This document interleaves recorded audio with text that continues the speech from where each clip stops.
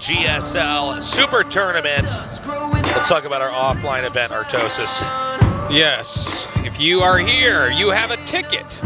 Keep said ticket. There is a raffle at the end. You can win things such as GSL Season 1 uniform, GSL Season 2 uniform, GSL Season 3 uniform, GSL Versa World, GSL All-Stars uniform. And imagine wearing one of those on a first date. Oh my God. Is that a League of Legends jersey? No. And then you know that the date's over. You definitely want to win one of those. We rarely ever give those out. Anyways, look, we're going to go right to our next match. If you're just now joining us, Dark 3-0'd Bunny.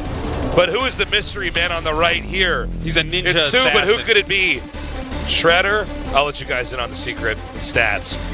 Well, the way he's dressed today, I think we're going to see a lot of adepts tasteless.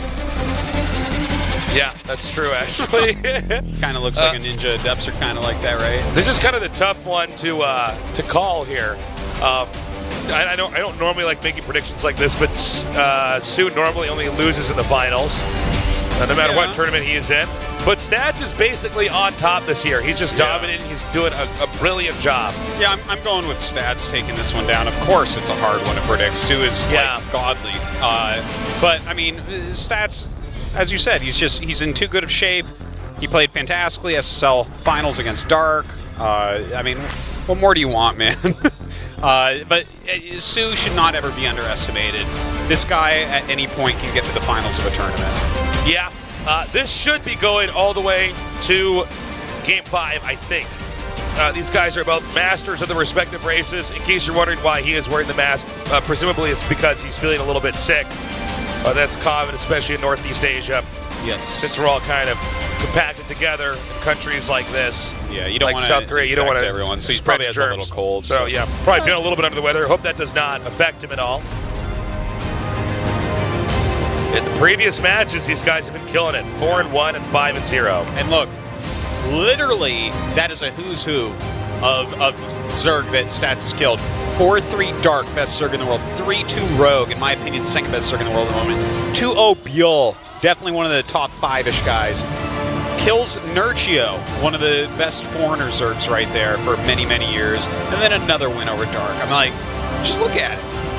I mean, the wins for Sue are good too, but they aren't the level, right? They aren't, it's not the same. It's not the same taste. It's not the same, Marty. It's not the same. You happy now? Okay, yeah, I am. We're going to start this off on Artosis' favorite map. Mech Depot, the one he's super biased for. It's absolutely his favorite map. All you have to do is put Mech in anything, and Artosis starts to wiggle with joy. Jeez. Here we go. Unfortunately, we will not see Mech units on this map. You know, it says MECH. Isn't that Mech? No, that's definitely Mech. Mech Depot. How do you spell Mech then? Mech Depot. Mech is M-E-K-K. Oh, my bad. Season 2.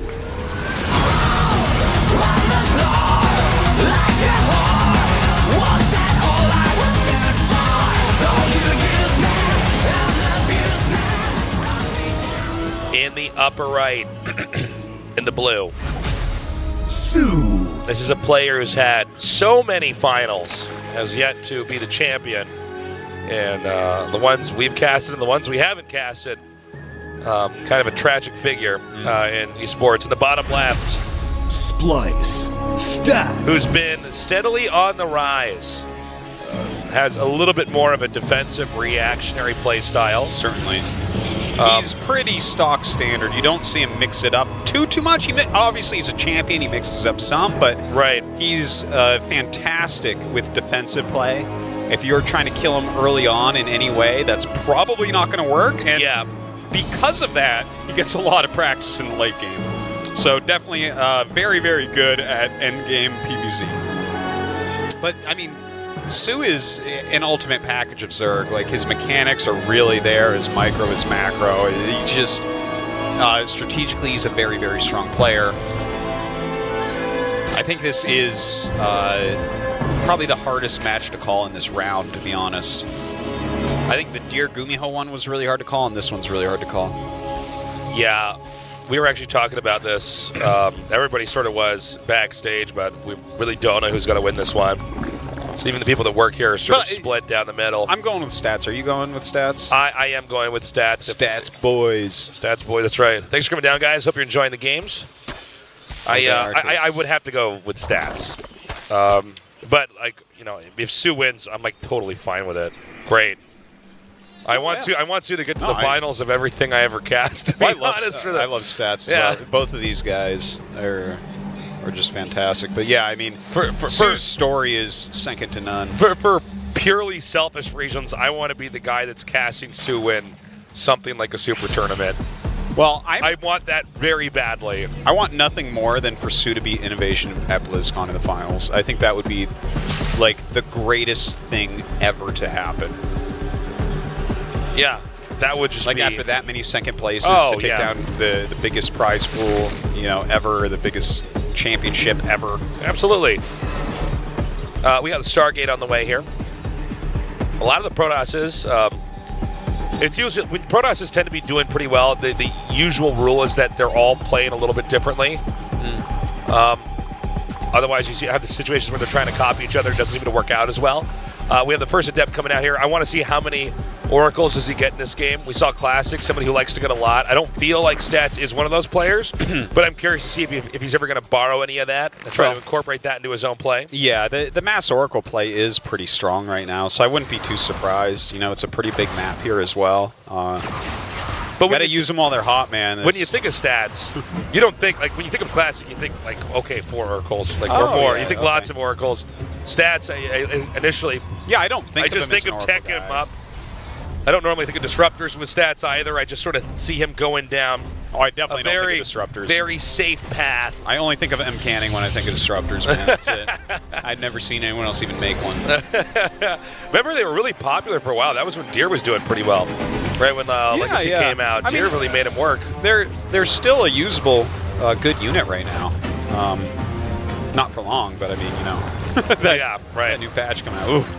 So we have a pretty cool pressure build over here. Now, okay, that's a great moment to use that Oracle. Oh, but he doesn't get the drone in there.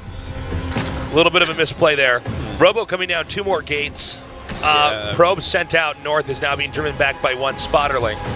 Look, mech construction or Tosis, that's your other favorite thing. Oh my gosh. But you can't build on a ramp.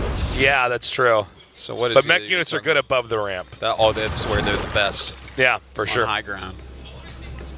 There's a repair bay for the mech units as well, Artosis. Oh my gosh. It's all your favorite stuff, man. We have the Warp Prism coming up. He might actually push out, by the way. Yeah, well, he made an additional 2 gates. With that Prism, he's obviously wanting to go over and harass a little bit here. Seems like he wants to... Sorry, go ahead. Yeah, well, this is like the very, very, very standard of PvZ. Like, obviously, Mass Oracle is a popular thing.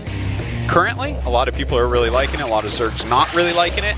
But to just take your 3rd base off of Oracle and 3 gates and a Mothership Core and to... Okay, well, he's getting aggressive at this point. He could have gone into just some light harassment and get, like, charge and stuff and go into Storm, but at this point, adding those additional gates and getting Glaives, he is definitely looking to knock some of Sue's teeth out here. Yeah, Sue might be trying to build up, getting into his own transition here. But yeah, Stats wants to, at some point in time, sort of halt the progression of everything other than attacking on 3 bases. Just really come in here, start to unload on his opponent. Oracle coming in. Yeah, and this is really quick Hydras as well, so this build can do quite well. If you don't have Banelings to help deal with the Adepts, they definitely can trade well against Hydralisks. Certainly. Now he's starting out with some harass here. This is not uncommon while you're getting a 3rd base up and running to try to keep some pressure on them, but the follow-up explosion of macro units is going to be crazy. Getting some extra drones here is Sue, so finally going above that 60 drone count and actually adding a Spire at this point. Right. I like that quite a bit, to be honest. You know, he's playing against Adepts, so there's a lot of Immortals popping out and everything, so definitely having the threat of Mutalisks can do a good job. You know, from time to time, we've seen this work really well against Sue. Yes. And it's the funny thing is people don't always do it, but it seems like when it does happen, Sue's not ready for it. When someone gets wrecked by a Stasis Ward, it's normally Sue. Yeah. And this is a great way to actually slow them down without having to really risk anything. Yeah. You just set that up and run. Okay, so the attack's moving out now. We don't have all the adepts here with us. He might be keeping some back to mess up the count, or maybe to stop a counterattack itself. He's moving up right now on that watchtower. More units trailing behind at the moment. Got a decent amount of force fields mixed in here as well. No counterattack here, so Su actually just has to brace for impact. Yeah, and he's not even making probes right now. He is just really focusing on units here. Like we said, he was going to halt everything and just come in here with his big attack. Is he going to shade on top? Looks like he's going to split to get both of the Hydras. Oh, man, that is a good shade right there as well. Without Banelings to help out, this is a really tough situation for Su. I think actually Su might just die here. Some of this is being thinned out on the edge over here, but just Hydras, you're right. Granted, the Immortal's not the most handy unit to have here, just the Adept versus Hydras alone. Now on top of this production facility, I believe the hatchery to the left of this screenshot over here is being hit as well.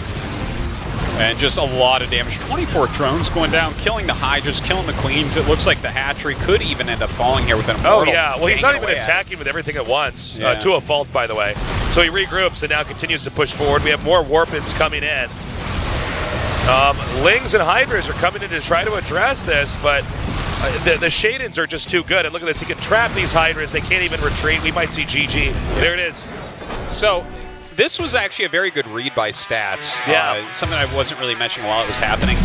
The layer came up very, very quickly. And when you're scouting with your Oracle, if you see the layer is super fast, a lot of times that means they're going Hydras off of not too many drones. Like, if you're going Hydras off of, like, 55-ish drones, and you're generally not going to have Banelings mixed in there, so Adepts can be quite a nice counter to that. And yeah, Stats kind of jump in all over that, not even fully saturating his third base there, just kind of having it, a placeholder base, get some more gates down and everything, and, you know, I mean, that's very well played here by Stats. Yeah, I think he had a good read. He identified the weakness, the hole in the play, came in and punished. I think similar to what we saw Dark do against Bunny. Now, I don't think that game is indicative of what the series is going to look like. I think Su's a much better player than that, but he has to be very careful and keep good note of what Stats has seen when he's scouting his base, because Stats definitely is somebody, I think out of almost anybody, knows how to respond to what a Zerg's doing. That's always the big burden of Protoss is response. No, you're right. That's where his strength comes from. Yeah. Is he can figure out what you're doing and then just kind of counter it and stay alive. GSL Super Tournament. Or in a situation like that, kill you.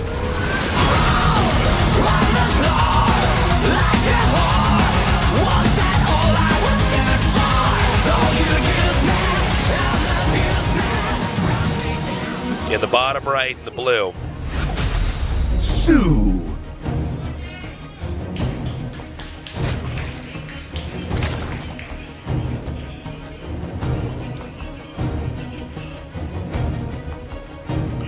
Winning game one in the red. He is. Splice. Stats.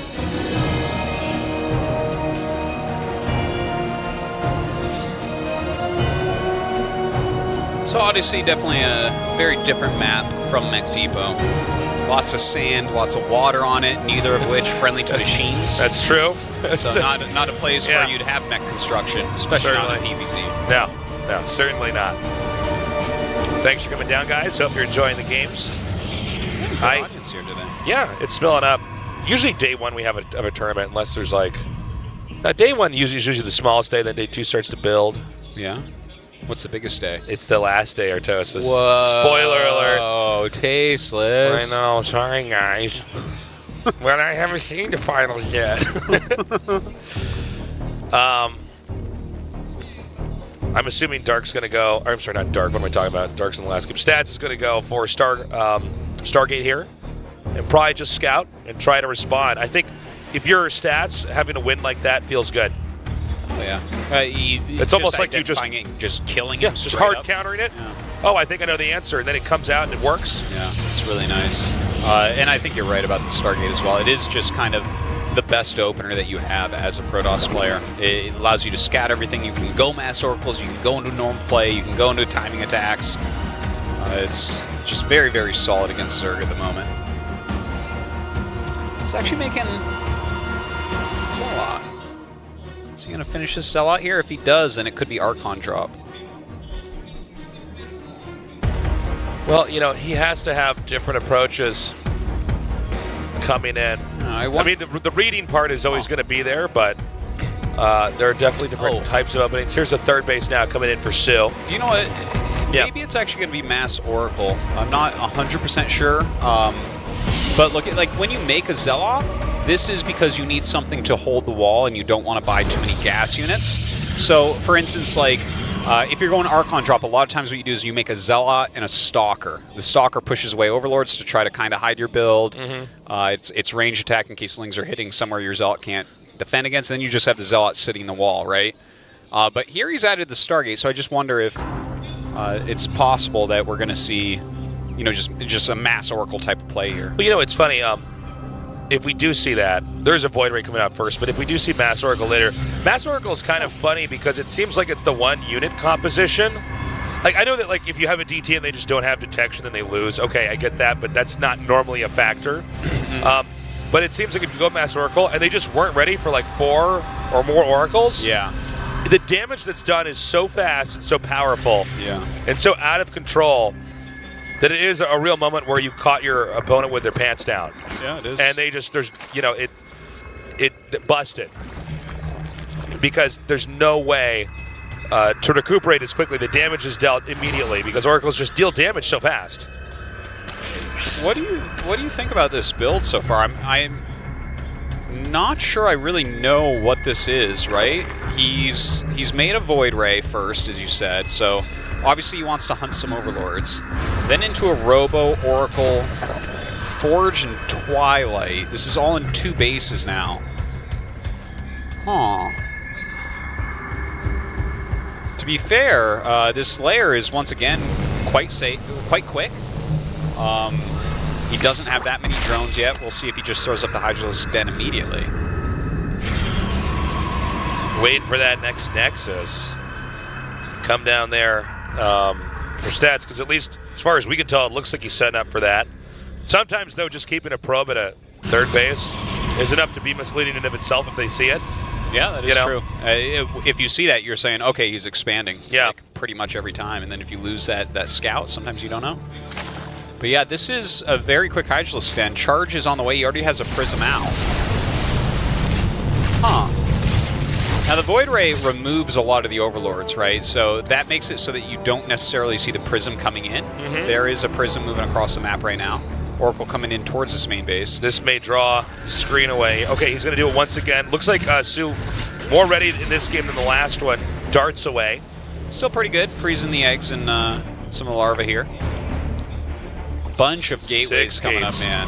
One just finished. 4 more on the way. Excuse me, 5 more on the way. Yeah. It's crazy to see the explosivity, especially with the Templar Archives opening up over here. I think Stats might have a lot more room to muscle his opponent around. So where's that War Prism? War Prism's down there at the bottom. Is that in the center or the bottom? Center? No, I think it's near the third. Yeah, near the center is where I believe Prism is. Yeah, then it's the Oracle. I think the Oracle right now, we don't have it on camera, but I believe it's coming in to try to freeze workers again. Yeah. So the War Prism is not being used to gear up for an attack right now. It's being used to try to pin the army.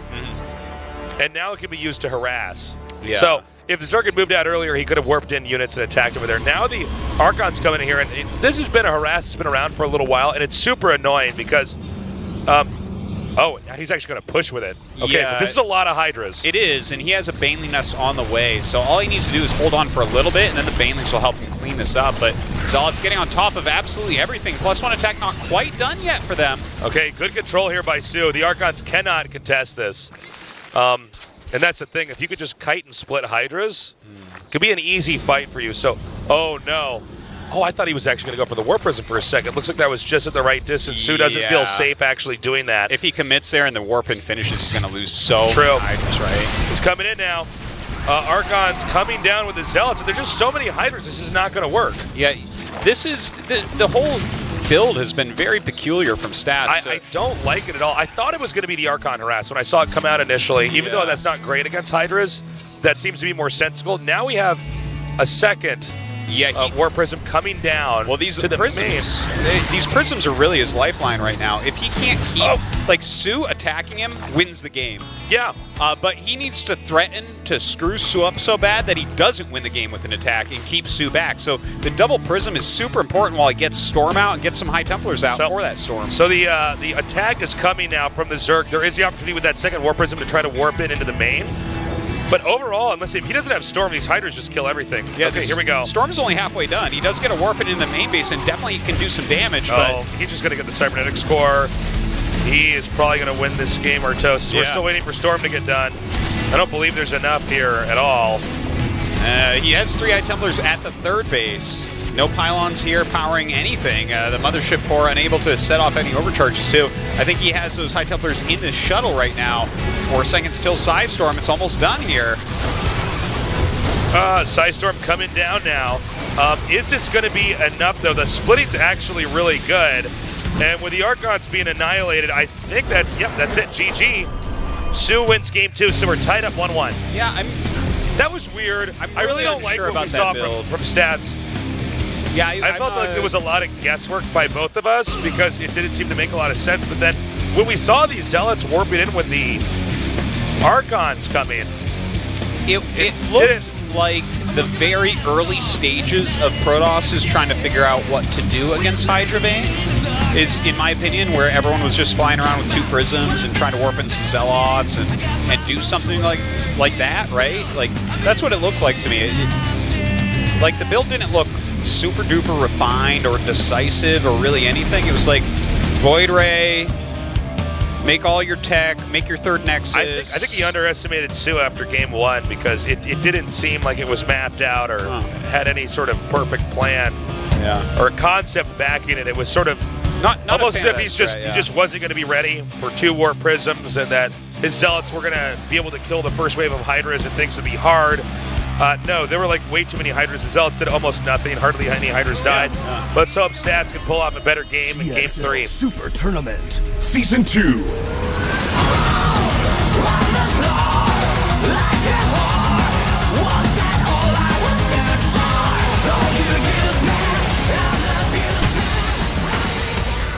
In the upper left, in the blue. Su.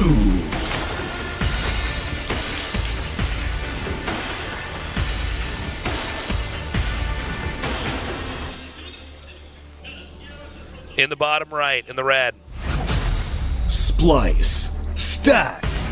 Bouncing nerd. Yep, he's wiggling. So yeah, that was a weird one, that one. See how they want to I'll give stats the benefit of the doubt on that one. Thanks for coming down, everybody. Hope you're enjoying the games. Yeah, that was peculiar, especially considering how good Stats was in the first game. Well, the first game was he rolled him, very, very aggressive, and I mean that game was aggressive. I don't know. It was a weird game. Okay, we'll see how he plays here. I mean, it's Abyssal Reef, so this is probably the easiest map to get into a really big macro game from both sides. We definitely see a lot of PVZs on this map that go to the end where it's like just mass units under a mothership and then like Vipers and Infestors and Corruptors and stuff on the other side. Wouldn't mind seeing one of those here. Already Stats being a nuisance, denying the hatchery at the natural. Su, of course, moves the hatchery down to the third base location and will reclaim that natural location a little bit later. I just couldn't believe how Game 1 was so one-sided and Game 2 was the opposite. I mean, in Game 1, it's like Stats rolled Su into rolling paper and smoked him. And he actually smoked him and inhaled his essence. He was like, oh, he like lit his head on fire. Well, that's what Su did to him the next game. Yeah, exactly. He got his essence back and then some. In Game 2, Su rolled Stats up into a Kimbop and ate him. Oh my gosh. It was crazy. I mean, it's weird because, like, I would have thought it would have been close in Game 2 and Su won, but instead it was just like, okay, these are really mismatched. I guess this is why we do a best of 5. Well, both these games were strategic victories, right? No, actually, I think that in some ways, Su's win in Game 2 was like a strategic loss by Stats. I don't feel like he had Sue just sort of followed a couple basic rules. Yeah, no, I agree with that. Okay. Well, I think that a lot of times it can be said that way when a macro Zerg is involved, because their strategic victories a lot of the time are just holding on against a certain attack, and then they're like, okay. Because, I see what you're saying. I mean, while there are some crazy things Zerg can do, a lot of it is being the reactionary player in the early and mid game.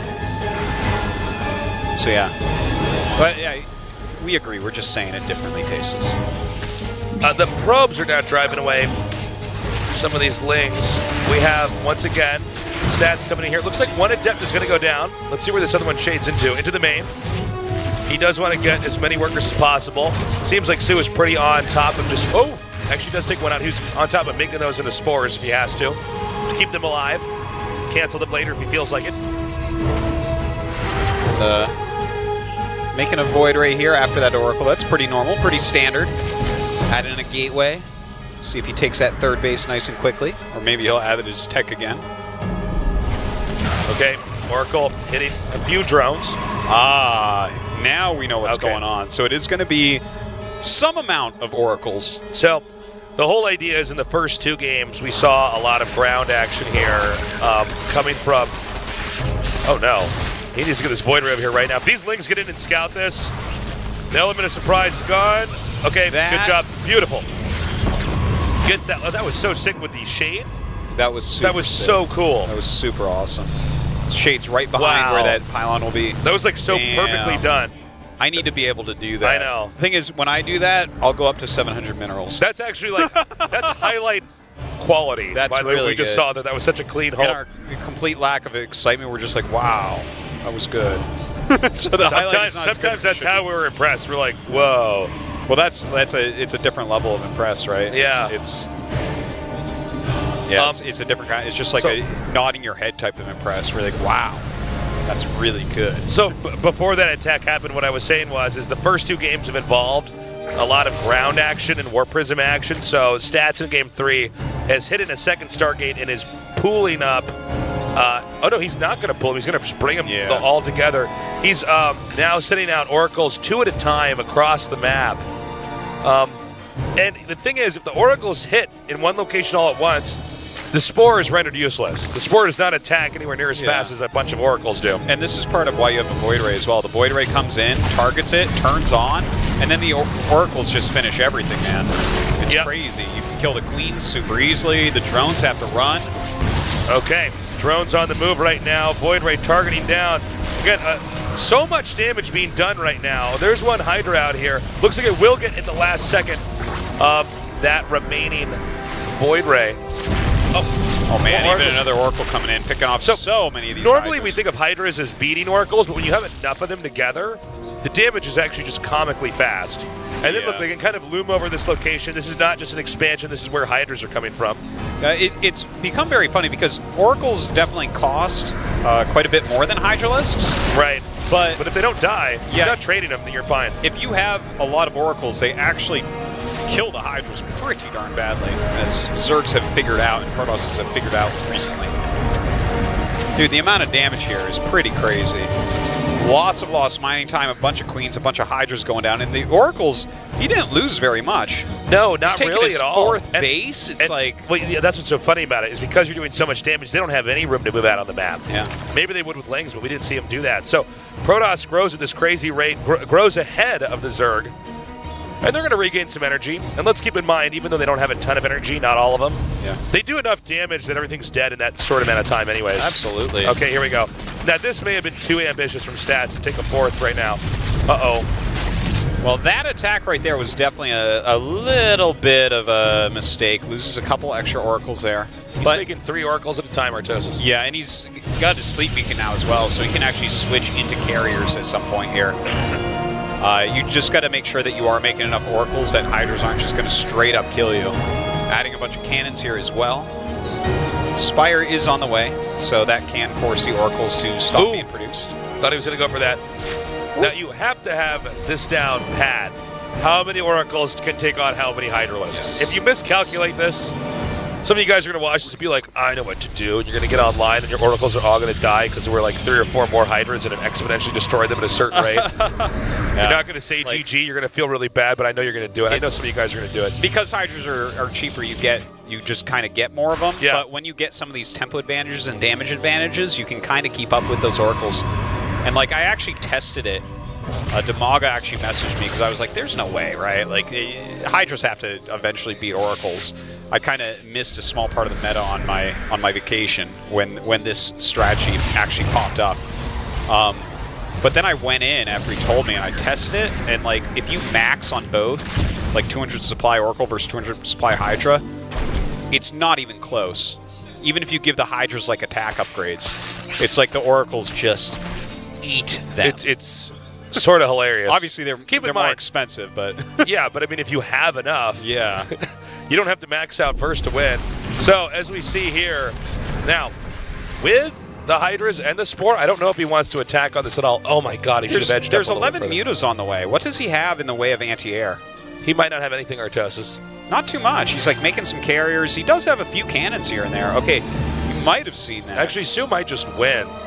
Well, he has There's 3 so Stargates. many mutas coming up. Yeah, he does. He can just kind of make, if he can just kind of hold on, especially to his Stargate area. Well, like if you get in there and kill the pylons near the Stargates. Well, here's the thing, if he has to cancel the carriers, Artosis. It doesn't matter if he's got Stargates. If these carriers are going to take 100 years to make before they hold this off. And yeah, I think this happens sometimes. Yeah, see, he just avoids the pylon cannons. It's like, all right, whatever. Like 1 muta terrorizing these oracles. Oh my God! Okay, he does not get the 1 pylon. He never. Oh no, he didn't cancel it. I'm sorry. He's actually getting Phoenixes. This is a cool response here, as he's going to send these all over here. Now let's see who wins in this fight. Too many Hydras. That's it. Yeah. And considering that it costs Stats way more to get those oracles, actually Sue is looking in very good shape now. Even though Stats has a big economy and a big scary tech tree, I think that Stats has actually been pretty crippled for the time being. Yeah, this has been a huge amount of damage, and the thing is, he only made this little group of mutas. Stats wasn't aware, as you said, he had to cancel his carriers. And now look where he's at. There's a lot of Hydras being produced. He's lost his Oracles. He's lost a lot of probes. He's making Phoenixes that aren't... I mean, they're going to be a little bit helpful, but not that much. No Psystorm. Luckily, he does have charge. He did add some gateways. But this army right now that Sue is making looks like something to me that can get over here and give him an even bigger advantage. Here comes that later gateway explosion for Protoss. When they have all that big tech, that they fill it in with some gateway units on the ground. Let's say that they do lose a big fight, they can always try to switch back into gateway units. Although I'm not totally sure on where the upgrades are for Protoss ground in general. Zerg's sort of been staying the course and trying to play the reactionary game. It's a lot of cannons, Artosis, at that base. That is a lot. That's a lot to tear through. Yeah, especially if you can target down a little bit. Like if you kill that Overseer, for instance, the cloak cannons just hold. He's only got he brought one in another one. Oh no, 2 more come in. Yeah, you definitely need to have those. 2 might not be enough either, though. With Phoenixes, he kills the mutas, he kills the Overseers. Yeah, that's true. And he has these charge lots, so it's not like you can break him right this second. If he holds on to Storm, he's in good shape. And I like this transition back into ground, to be honest. He's lost his Oracles. He kind of has anti-muta tech. And with the Double Forge especially, Double Forge Protoss is super duper cool, man. Like, you get Psystorm plus good upgrades on your units, and you can really go toe-to-toe against this. He's going to go ahead and tear down the Cybernetics Core. The Cybernetics Core, which is actually a little bit bigger of a deal than you think, just because there's so many tech units that are required to come out of that. Also, I'm wondering, Artosis, if maybe he should Knight us or something. If Protoss tries to move out, I don't really see the Zerg getting in. Am I wrong about this? I don't think he gets in. I don't think he gets in. Psystorm just finished. So this should all be just held now. I think he has to just kind of sit back, take more bases, tech up a bit more. This just seems super ambitious, but maybe the Psystorms are not going to do enough damage or something? Psystorm not doing enough damage? Yeah. I never heard of such a thing. Well, if he moves out of the way a little bit, it seems like the ground army might be a little bit squishy. Do we have any reinforcements coming? I don't see any on the map. No, so yeah, he just cleans it up. He's making 20 Hydras at home. I don't think Stats can go counterattack now. He has to get some more High Templars. He used them up. He used their energy up. Storm really is the key against Hydralisk-based play. It looks like he does want to move across, though. There's a lot of Hydras waiting for him. I don't know about this. Seems like this game is going to kind of yo-yo here, where Zerg loses everything, and if Protoss attacks him, Protoss loses everything. But these are weird games with weird techs. This is not your standard StarCraft 2 game being played here. Ooh, lurkers. I like this, actually, because the tech units overall for stats have been reset a few times. Well, he still has Phoenixes. Phoenixes are good against lurkers. If you lift them, they come out of the ground. So you can lift, cancel, lift, cancel, lift, cancel. If you have, you know, whatever amount of energy you have, you can kind of abuse the lurkers in that way. But there's no Immortals here, which are really good against them. So that's kind of a nice support unit here for Sue. Well, I think it's an organic transition as well. Yeah. With the units he's already got, like the Hydras. Pretty sure all Zerg units are organic tastes. Okay, so the 3 lurkers are burrowing down here. He's got 1 more making in the proximity of this. Good storms. Not sure how many storms he has left. Okay, he still has a couple, I think. That's a good move. Now, especially with the lurker push coming in here, I think that War Prism over there is really nice. Yeah, the counterplay to lurkers is without a doubt War Prism. Like, you just go warp in elsewhere because they have to keep a bunch of army with those lurkers to make them work. Okay, lifts them up out of the ground right there. A lot of them, at least. 4 more in the background, though, actually doing a pretty good job. But Stats has a lot. That was it. Did you see Stats come out there and treat those lurkers like he had a giant Fiore strip and just rip them right out of the ground? Oh, nasty. I love it. Yeah. That was crazy. Just completely removed him. Okay, Stats, very nicely done. That was a cool game. Stats playing an alternative game back there. And the Muta switch really caught him, though. He definitely took a bit of damage there. I actually, I liked it. I don't feel like he kind of just went for probes. I feel like he should have gone for the Stargate and started hitting those pylons. There was a pylon in the main that powered everything. The pylon. Oh, yeah, well, he but did then again, I guess the mothership, yeah, if it blocks it out. It's like, and you don't, if you're just right-clicking on the mothership, I guess that's not going to work. I'm wishing the Mutas could have done more, but they couldn't really have actually done more. Yeah. Anyways, we're going to go to the map Acolyte. Right now, Stats with a 2-1 lead. Sue has to win every game from here on out. Acolyte, one of our bigger maps, could allow for perhaps some similar alternative airplay.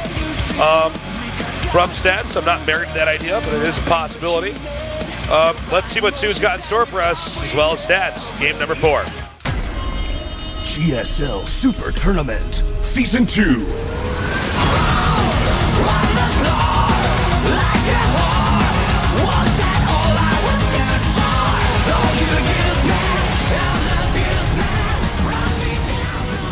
In the bottom left, in the blue. Sue.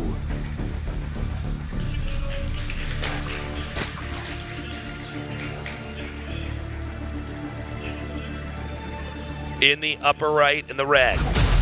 Splice. Stats.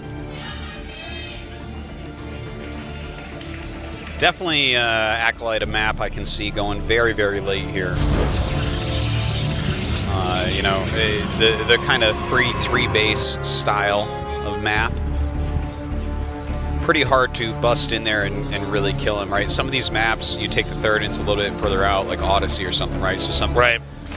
You know, Bane Hydra or something can come in, maybe give you some trouble. But here, there's one entrance through the ground. You're not going to be able to really bust that down, I don't think. So the longer game, looking pretty likely.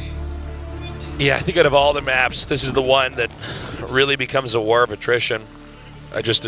We've had a lot of very long games here. It's actually funny because I knew it would make for big games. I didn't think we'd have, and we haven't had this map for a very long time, by the way, but we've actually had a lot of like super long games on this map. Yeah. And we haven't even had that many games on it. And we also had one of the greatest games of all time. Yeah. Remember that game, Innovation Proxies? And against Dark, God. and then Dark like Nidus is into Innovation's main. And we don't have enough of those games in StarCraft 2. We've had a lot more of these epic late games where it's just not clear who's going to be able to get the last base. Yeah. But that was just like out of a book. A wonderful book. A bestseller. A bestseller. New York Times bestseller. GSL Times bestseller. For much sure. more important list. So we have scouting probe now being chased away. Stargate tech coming up here. We really can't tell you guys much more because in this map there may be some weird turtley builds. Sometimes you see people do something crazy and try to end it on this map, but I have to emphasize these guys are so far away from each other. Yeah, it really is. They're far. really, really far. The travel time, even with an adept shading forward constantly, like the very, very, very early days of Legacy. Remember when this was like a thing for a while when everybody just shaded forward constantly and the adepts would occasionally get caught by lings and just die? Yeah. But even with that adept shading forward every time, it's a long travel distance. The lings are going to come back here for the catch. Seems like nowadays you almost want to keep it, outside the vision of that. Yeah, looks like he did that reasonably well. Yep. Think how they changed the adept's vision. Yep. The shade. So cleans that up. Second adept coming out. And here come 2 more gateways. Was this game number... Is it game number 2? Or no, game number 1 we saw this? Game number 1 we saw this exact build. Yes. Yeah. No, game number 2 is where we saw the wacky Archons without harass and then Zealots warping in. And then lose the game. If he throws down the Twilight and then takes the 3rd base, that would be super similar. So we'll see. But look at that. That is an awfully quick infestation pit. Tasteless. Oh my god, he it's been sees spotted. it. So does he follow through with it? Sometimes you can like let this finish and then be like, no, normal game. Is he just going like Swarm Host or something? Like what? Well, I think Swarm Host works on the map Protoss goes 3 bases on. But is Protoss going to go 3 bases? Oh my god, it's a Nidus network. Okay. The Nidus butt is being made right now. Sue is just not good against Stasis Wards. I'm really sorry to say it. Yeah, what is He's the deal better with than this? me at everything in the game except Stasis Wards. Like It is kind of weird. He just has a really hard time. I'm sorry, where's the Nidus butt being made? I don't know where it is. I can't. We have these super small monitors we're casting from down here, but I think it's the back of the natural, I believe. That could get... Oh, there it is. Well, there's an Oracle coming down and actually seeing that it's there. Okay. Now what do you do? Okay, this makes more sense now. What? Because, okay, so what he's doing basically is he will throw down Nidus exit. It's not going to be inside the main. It's actually going to be out here. And he just utilizes the Swarm Host. So this strategy was cool. Pioneered. I believe Biel was the first person to do this on GSL. I really like this. Yeah, it's a super... Oh, no, he gets scattered by the flying jellyfish, the ghost jellyfish. So...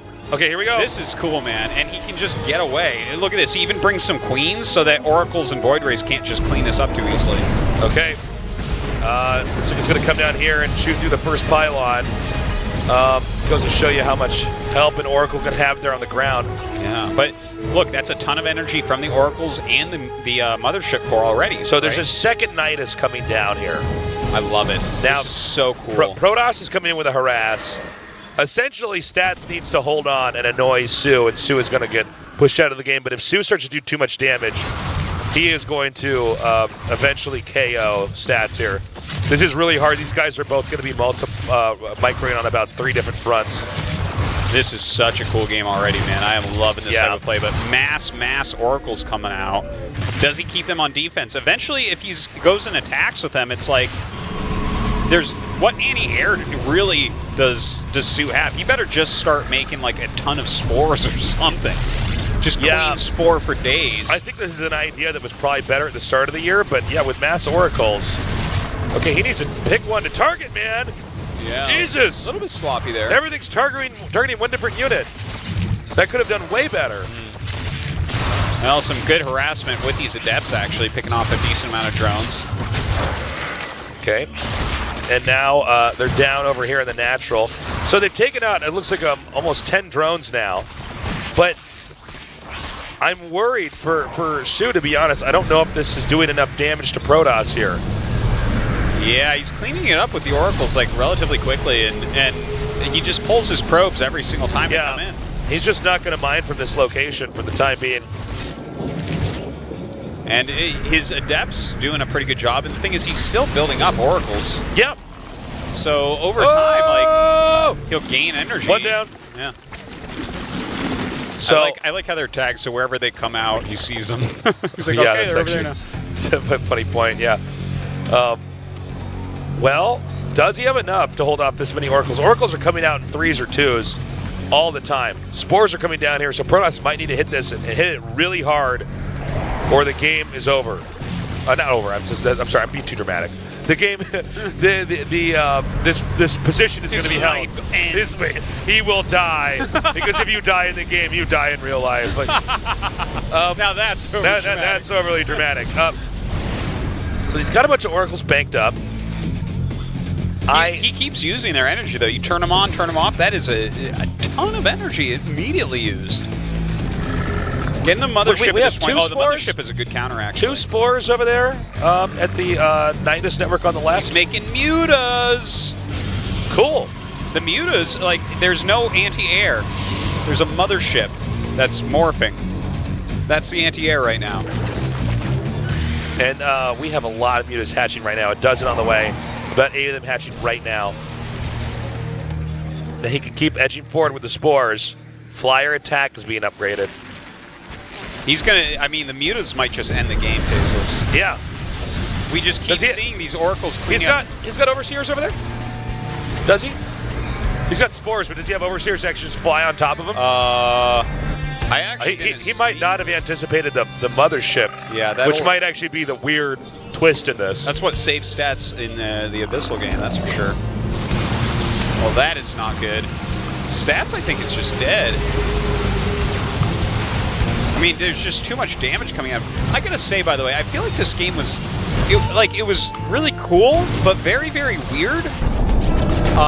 And not just for the builds, but like, he just keeps turning on Oracles to kill Locusts, and I understand that the Locusts do a lot of damage, but with this many passive, Oracles, yeah. It seems like you want to go in there and wipe out this position and let the Locusts do damage to your Nexus or something. The Locust cooldown is long enough that I feel like he could have counterattacked at some point. This is like the first time we see him really diving in with all of his Oracles, and look how much damage he's doing. Wow. And this is, the Corruptors are out now. They weren't out for like a very long time. Now the mutas are going to come in here. Oh boy. But at least he made him run away from him, and he got some counter-probe kills. So maybe he can stabilize at home now? He's actually going to kill them all. Oh my god, he just stopped going. The mutas like quit. They can't do the 5-minute mile, man. I was going to say, if he had actually kept that targeted on there, he would have killed all of them when they bunched up on the wall. Kind of an odd game here. Sue in pretty good shape despite losing all those workers. Sue's supply getting very high up. I believe still no anti-air actually over there if he went back. Just a few Stalkers and Archons, but not a super law, that's for sure. Yeah. Okay, well those ones don't do very much damage, but walking across the map now, trying to utilize this cloak. Needs to get these swarm hosts out of here. Again, no Overseer was ever with this army, just a Spore now. There is a lot of Corruptors out right now, by the way. So the Corruptors, this is something that can be pretty scary when you're on a small amount of Phoenixes as your anti-air. The Corruptors can just chase the Phoenixes around, and the mutas will do damage. Right. It takes Phoenixes a long, long time to kill Corruptors. And here it goes, the mothership almost goes down, but is instead going to be sent elsewhere. Meanwhile, the mutas are just going to clean up these Archons. Despite Archons, I think, being a good response. Mutas, it's not enough. Sue wins game 4. Okay. We're tied up 2-2. Yeah, going to game number 5. Hell yeah. Definitely some different games in this series yeah, so far. That game especially. That Nidus play with the Swarmos popping out everywhere. Really interesting, but you know, it's a strategy that's just really not used too much, even though people use Swarmos plenty. Swarmos with the Nidus play just kind of popping out left and right. I feel like his stats waited too long to counterattack with the Oracles. Right. You know, when your opponent spent that much on 2 bases to get that going, after one of those cleaning sprees of Locust, why not fly across the map, get those drone kills, get that early damage in? The last map is Ascension to IR. Looks like it could be anybody's game. We've had alternative playstyles from both Sue and Stats, game 3 and 4. We've had, I think, a little bit more standard stuff in game 1 and 2. Standard defense, standard offense, and I'm ready for anything here. I think Ascension I are definitely, you can get some very, very standard games here, some long ones as well. It's a big map. hard to attack up these ramps if their opponent's defending well. So let's see what these guys have planned. I mean, Sue hasn't really cheesed yet, right? And well, last game was a little bit. It was weird. It was weird. I don't know if it was cheesy cheese, but it was. It was like a long. You're not going to win right off the bat with that, right? It's kind of Season different. 2. Maybe we have a little bit different terms for cheese. Yeah, because you're a dirty Protoss StarCraft on Cannon Russian. In the bottom right, in the blue. Sue. That build from Sue was an alternative macro build. Okay, that's what we're going to call that. In the upper left, in the red, he is. Splice. Stats.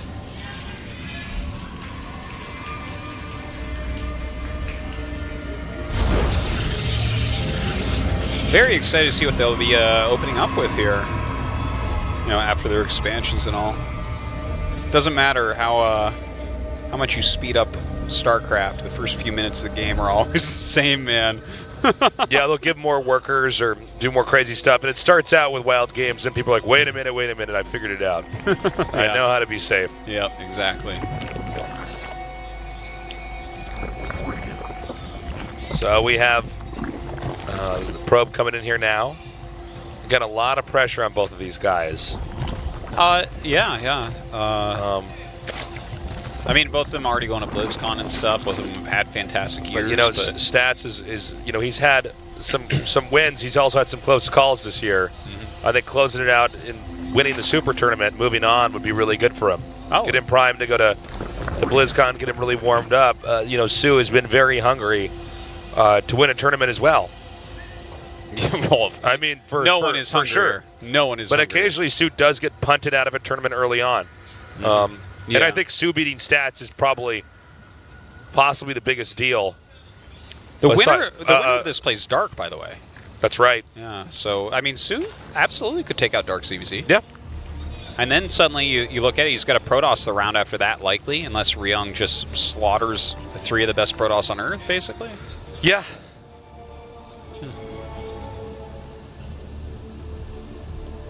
So we have the Stargate once again. All par for the course. It's really what's teched out of that we want to watch for. So Stats is going to come up here. Not a big deal, but good confirmation of the third base being up there. Most of these guys just getting reads on each other. Nothing too crazy, too out of the ordinary going on.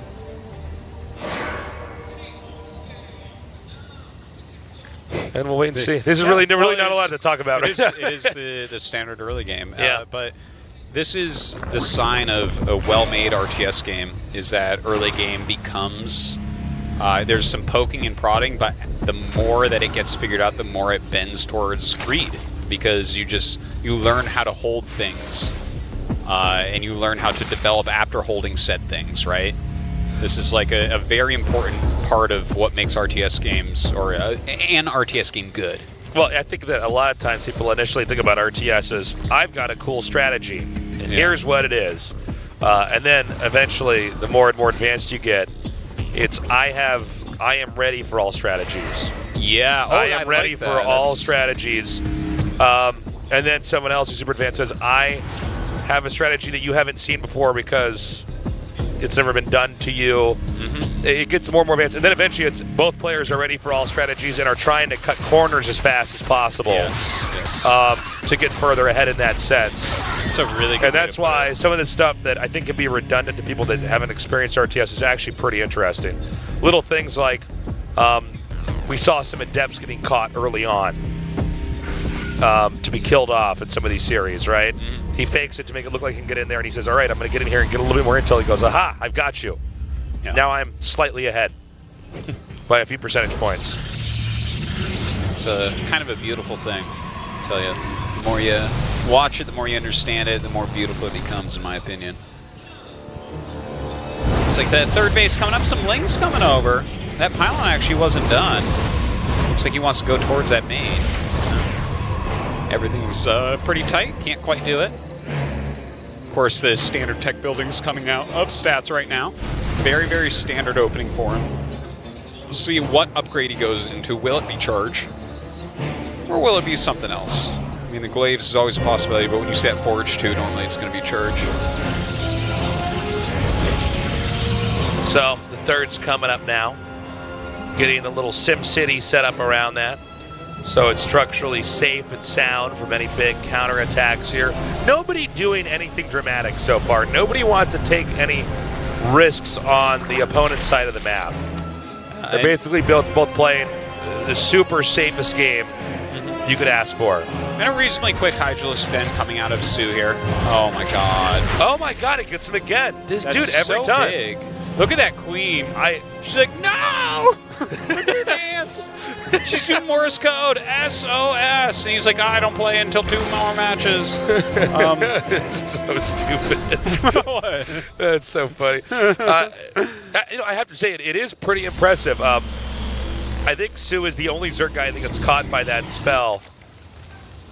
More than I wonder if it's the way that the way he maneuvers around the map with his screen and his mouse. It has to be. That he sees it coming and says, okay, I need to do X, Y, and Z before I come back to try to defend the Oracle.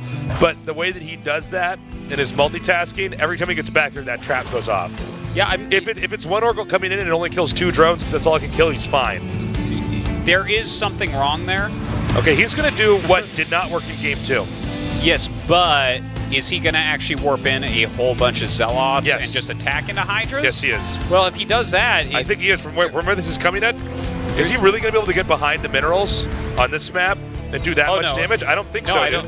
But I mean, it's okay to fly around with the Prism and like try to harass, but if he just makes a bunch of Zealots and then loses them all, he's just going to lose the game. He's going to do it again. I'm totally serious. No, I think it's just harass this time. Oh, maybe you're right. But then I don't see how this is good. I hate to be too hard on the guy, but the map is the edge of the map goes too far to the right.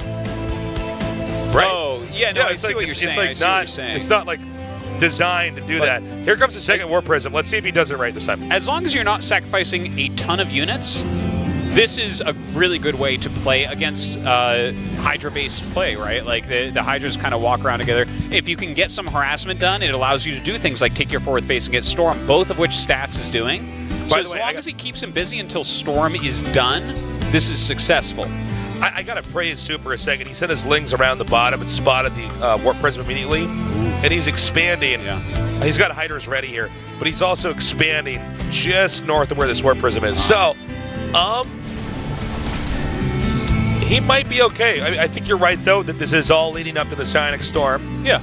And his Storm is about to finish. He's starting his Immortal production, adding a second Robo. These are all exactly what he needs to do. And in fact, even getting those Robos while the Lurker Den is on the way. Very nice. Oh! Good catch. That part wasn't good. I think you're catching this from Stats' angle, and I'm catching this from Su's angle. Yeah, so it's what this is actually turned into. Okay, well, he still has the 1 Warp Prism. Now, Su 100% should know that there's 2 Warp Prisms. You saw the other one chased up north.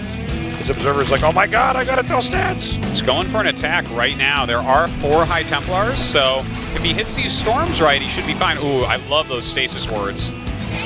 Ooh, that's a big one too. 4 Hydras, that's real quality. Good amount of cannons there as well. So Stats sitting here on 4 bases, man, doing pretty awesome. The Zealots come down here, easily handled. These 4 Hydras, obviously, they will go down. Let's find out for sure. And yeah, they are killed. But right now, Su is kind of moving around the outside of the map looking for an angle, and he actually wants to go up north here. I don't know if there's that much up at this entrance. Oh yeah, it looks like he's out of position there, and that's weird because he had it tagged, so he saw it going up. Yeah. He needs that Psystorm, though, to come right up. Okay, now, you need him to split the Hydras. Ooh. Split them nicely. These are really good Psystorms. Ridiculously good Psystorms. But he still has too much. Hydras are good units. And those Lurkers definitely adding some support as well. As long as the Hydras are not killed, they're still going to do damage, and you're absolutely right, Artos, with the Lurkers. Oh, boy. Over here. Yeah, he's just kind of... He kind of just did it. Now, so he doesn't have to this location. He can just keep going up in the main. The Lurkers actually can lock out this ground army. Look how much damage that's dealing right there. He's got some counter harass going on, but yeah, this is looking really good right now for Su, especially as these robos become unpowered. That is a big part of his army. Oh, Su, I think, has done it. He's have. actually going to get up here. The Stargate units are not going to help with mass Hydras. That's it. GG. Wow. Su moves on again, taking out Stats. Despite Stats' sick rank, he's 1, right? Huh? WCS points.